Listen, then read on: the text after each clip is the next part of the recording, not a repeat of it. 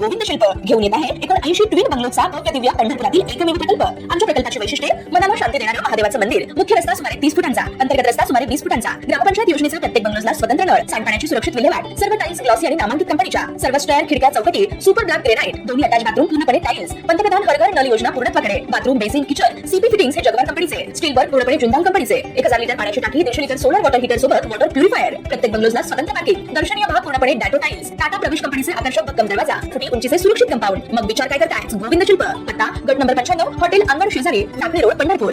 राज्यातील सर्व सहकारी संस्थांच्या निवडणुका ज्या टप्प्यावर असतील त्या टप्प्यावर स्थगित करून पुढे ढकलण्याचे आदेश शासनानं काढलेत।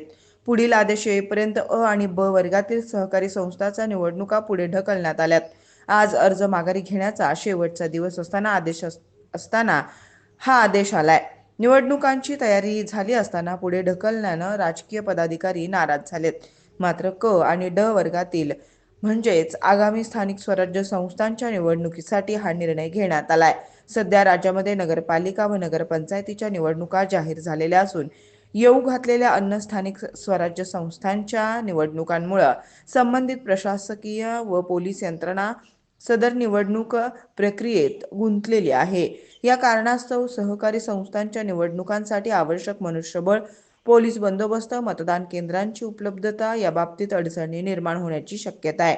निवडणुकीसाठी पात्र असलेल्या राज्यातील सर्व सहकारी संस्थांच्या निवडणूक प्रक्रिया सुरळीत, पारदर्शक व भयमुक्त वातावरणात पार पाडण्यासाठी महाराष्ट्र सहकारी संस्था अधिनियम 1960 मधील कलम 73 क मध्ये निवडणुका पुढे ढकलण्याचा राज्य सरकारला अधिकार आहे। त्यानुसार हा निर्णय घेण्यात आल्यानं शासनाच्या आदेशात असं म्हटलंय, महाराष्ट्र सहकारी संस्था अधिनियम 1960 मधील कलम 73 क मधील तरतुदीनुसार राज्य विधानसभा किंवा विधान परिषद किंवा लोकसभा किंवा स्थानिक प्राधिकरण यांचा कोणताही निवडणूक कार्यक्रम हा कोणत्याही संस्थेच्या वर्गाच्या निवडणुकीच्या वेळी येत आहे। त्यामुळं राज्य शासनाच्या मते कोणतीही संस्था किंवा संस्थांचा वर्ग यांच्या निवडणुका घेणं लोकहिताचं नसेल। अशा बाबतीत सहकारी संस्थांची निवडणूक